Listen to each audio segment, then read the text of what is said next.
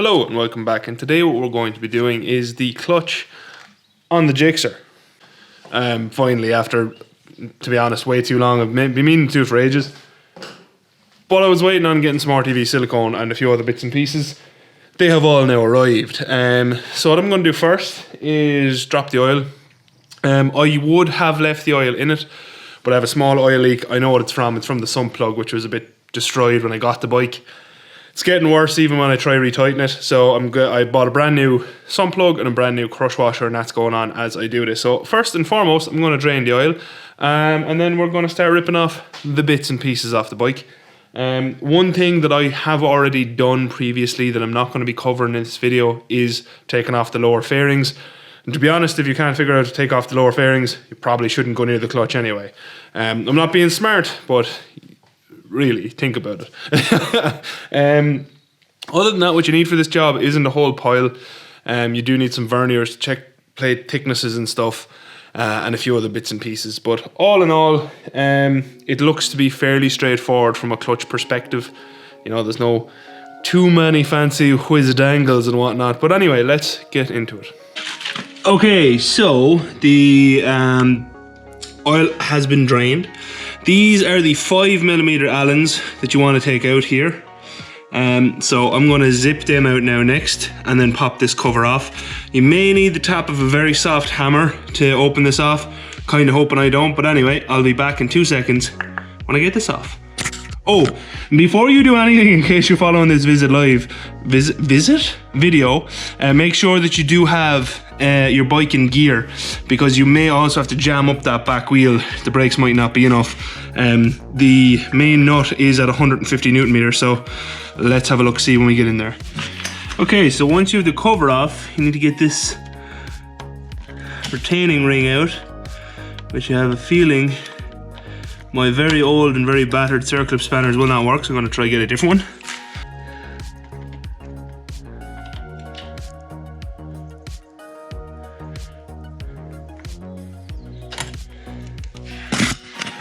I needed two hands just to balance it, but that is that retaining ring out. Now this should just lift away like that.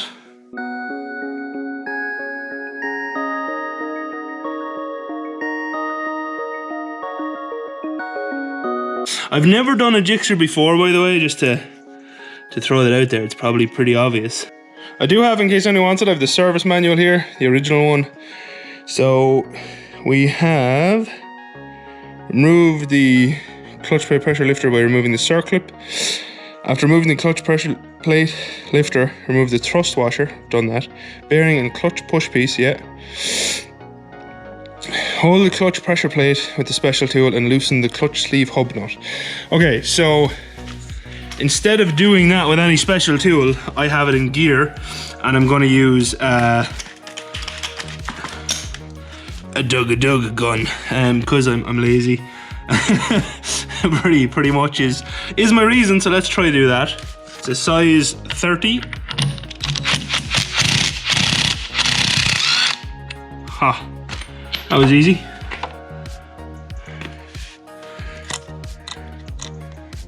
Now the whole thing should slide out.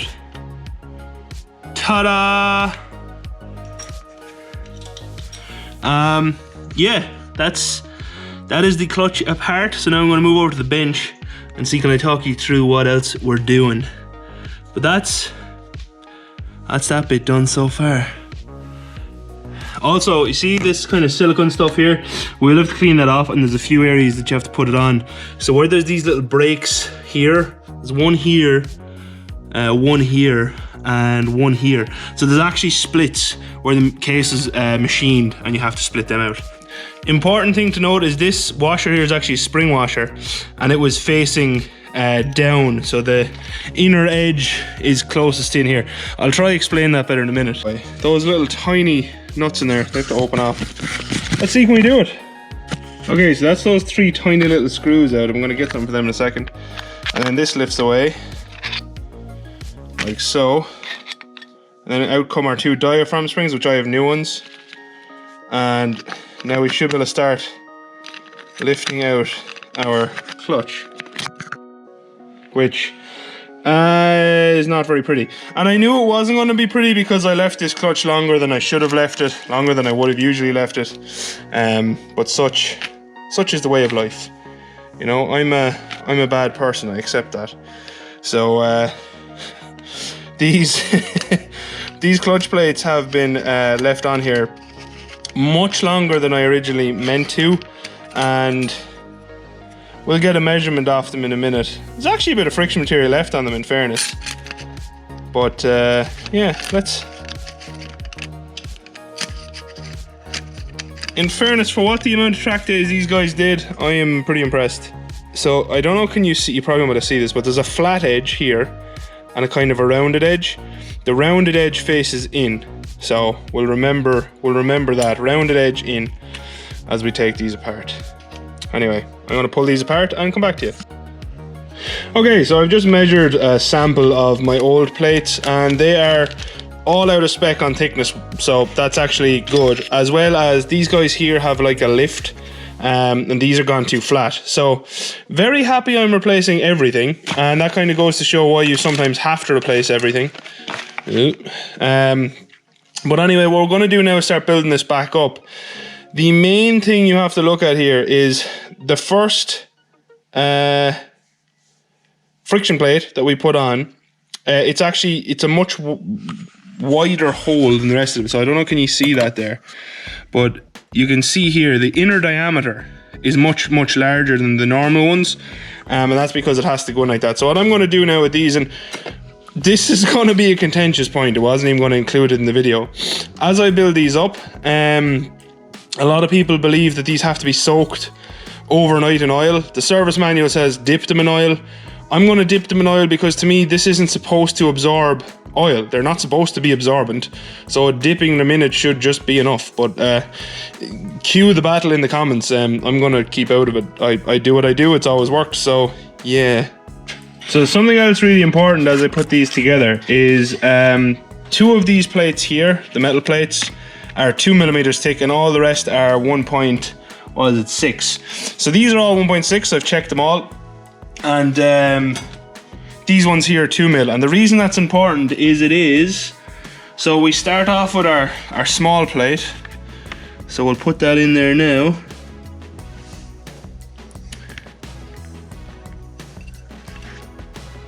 And then it is the 1, 2, 3, 4. The 5th and 6th plate are the 2mm ones. So literally now all we do is we build this up as we go, like so, with our normal size plates. Oh, whoops, the rounded edge towards the inside, like that.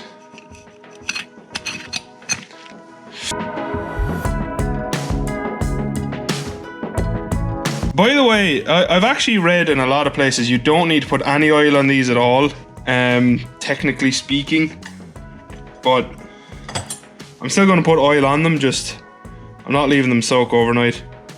And if you think about it, like, how do people do rushed clutch changes, you know, like on a racetrack or something? You can't have them soaking overnight. So I don't know, I'm not saying it's a load of nonsense, but clutch plates shouldn't absorb liquid, so it just doesn't make a whole pile of sense to me. But correct me if you know loads of stuff. Correct me if I'm wrong. So that is 1 metal plate, 2 metal plates, 3 metal plates. This is 4.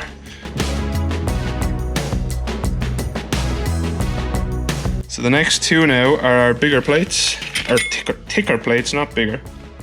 They're thicker.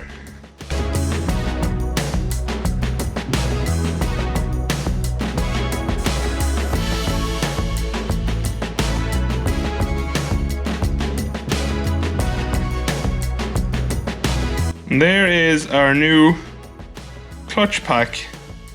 Yes, there's a reason I have it down on something, because it's absolutely destroyed in oil. Obviously you can assemble these somewhere else, but I have this kind of used package thing, so that's why I'm doing it here.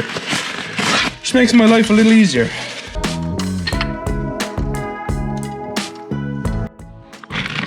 So next we want to do is put back in the 2 diaphragm springs, and the important thing to do is these have like a kind of a, you can kind of see it there, the inner edge that is higher, okay? So the higher inner edge needs to go down in there first, okay?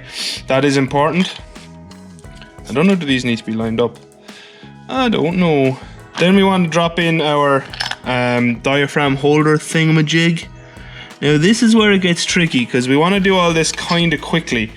This little holder guy, it only has those 3 little screws, and they will stretch over time because they're not very strong. So we don't want to put them under too much pressure. So all I'm going to do right now is I'm going to put them in just till they catch threads, but I'm not going to squeeze them down. Okay, that's what I'm doing. I'm literally dropping these little guys here in, but I'm not going to have them so that they're coming under pressure, because I don't want to stretch them. I'll tighten that up when I'm ready to do it in the actual engine itself. Okay, so right now, find pressure and then back it out 1 turn. Now find a little bit of pressure, back it out. Find a little bit of pressure and back it out. So just so you can see there, those are the screws, 1, 2, 3. Those are the diaphragm springs, and all the plates are rebuilt. This washer then goes back in first. So we're going to slide all this back onto the assembly over here. Now I already did give a quick look through, so to make sure that there's no debris or anything in here. There's no debris or anything in here. And then we want to slide this back in. Now there is an easier way to do this, but I didn't think about it because I didn't think, full stop. I shouldn't have really put all these plates in outside of the bike. It would have made my life easier to do it kind of, you know, once I actually got here. But anyway. Okay, so to get the nut back on, one thing I forgot to tell you is you actually have to tighten up those screws to pull the diaphragms in. So you won't get this on without tightening them up. I forgot to mention that. Other than that, then, yeah, don't do it that way to slide them in all as a pack. It's easier just slide them in 1 by 1. But now what we're going to do is try torque this up. So I'm not sure we'll be able to torque it up with the wheel off the ground. We might need to jam that back wheel, excuse me. The bike is still in gear, so we shall see. Let's have a go. One thing I will say as well is do get a little bit of pressure on there first, to take the pressure off those little guys.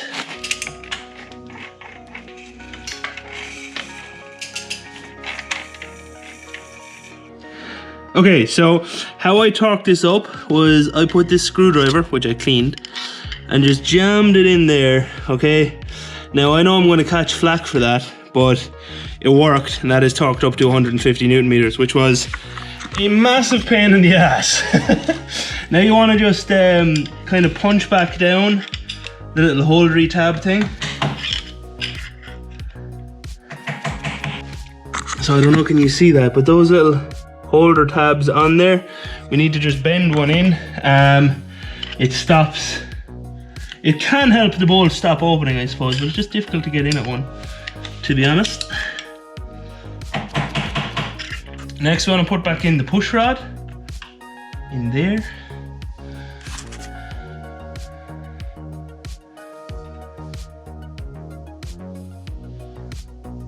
Then we want to put back on our little needle roller bearing and this guy. And then lastly, I need to put back on the retention circlip of doom, and try not die while you do it.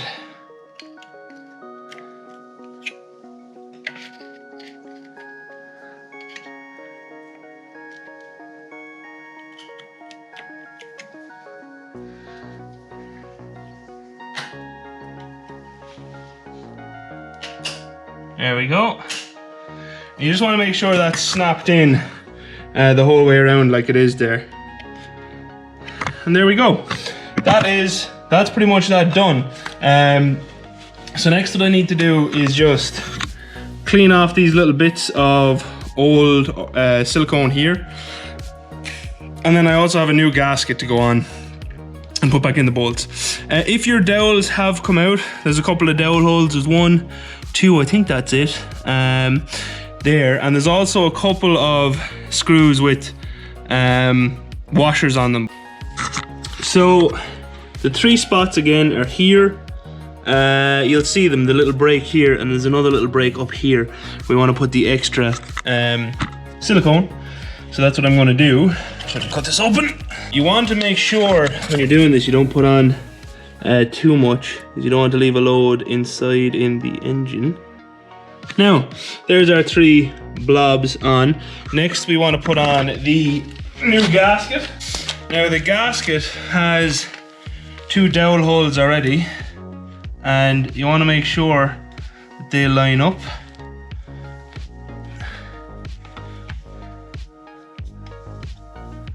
Like that. So there's your gasket gone on. Dowel hole 1, dowel hole 2, and the extra little seal facing inwards.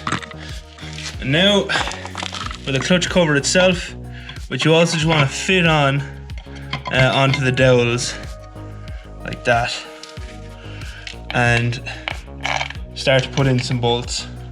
You don't want to go mad and torque any of these up yet. It's just to kind of fit them all in place. That's what I'm going to do.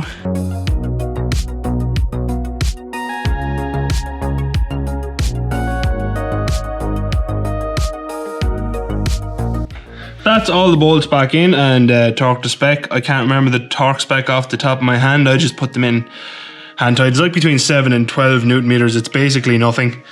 And yeah, that's it. That's the clutch complete.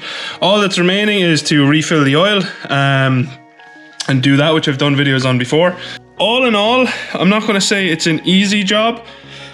It's actually relatively simple. You don't really need any special tools. One of these does help to get stuff off, and you do have to jam everything with a screwdriver. If you're not comfortable with that, it might not be for you. There is a proper clutch holder tool you can get, but a screwdriver does the same job really. So yeah, can't wait to test it out on the road. Next what I'm going to do is I'm going to change the clutch cable.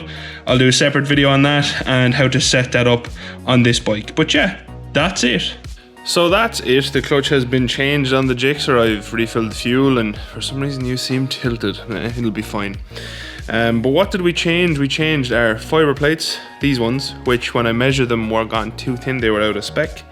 I also changed all of my metal spacer plates. And again, when I measured these, they were all out of spec.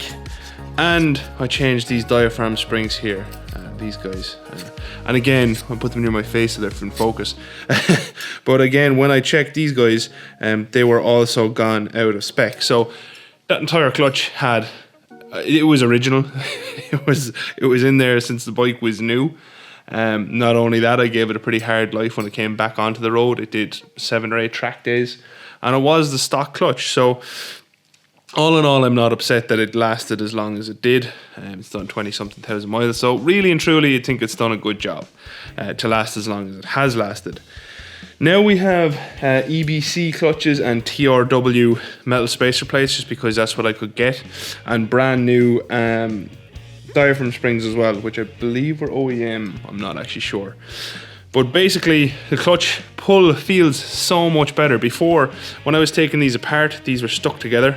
And if anyone ever knows what a stuck clutch feels like, so when you try to start your bike, it's like it's locked in gear. You just have to drop it down onto the floor and roll it to crack the plates apart. And I was getting that. Or try to start it with the wheel on the ground, and again, it'll just pop the plates apart. So it needed doing. It needed doing a while. I probably should have done it earlier, but I didn't. Anyway, that's it. So what do? You take off your lower fairings. You then take off your clutch cover, which is all 5mm Allen heads. You then take out that spring clip. When that spring clip comes out, you take out the little housing that kind of holds in the bearing and the push rod, which is what actuates your clutches to open. And by the way, when you pull your clutch, this is a very massive simplification. What that clutch does is actually opens these plates out, which means they're no longer contacting and keeping the engine engaged with the gearbox. That's actually how a clutch works. And this one is actuated by a push rod. Some of them are just a cable pull that turns a little screw and pulls them all apart, like the Yamaha I did before. If you want to see that video where I change a clutch in an FZ6, look up there in the corner and it'll be there. Then after that, you have to take off the main nut, which I used a impact gun for. You can also jam the gearbox as I showed later in the video with a screwdriver or something. Just be very careful when you do it not to damage anything, and use a big breaker bar. Once that comes out, you can slide out the whole clutch pack like I did, but I don't recommend that. You can actually just take out the plates individually and stuff. I was just silly about it. Another thing is when you take off that main nut, you want to take out the diaphragm retainer screws really quickly, because they will stretch. They're not strong. They're only there for you to pull in these springs enough to actually get the main nut onto the actual spindle. That's the only reason they're there, or the shaft. So be very careful with those. They strip easily. Ideally, next time I do the clutch, if I ever have to do the clutch again, I'll order new ones, just so I have new ones to go in there, so that they're not they're not being reused, because they probably have stretched a bit even in the small time that I had the nut off. Then you replace your plates. Just remember, the one with the wider inner diameter goes on the very, very inside of the basket, and then your 5th and 6th metal plates out from the inside of the basket are your 2mm thick plates. That is important, so just make sure you do it.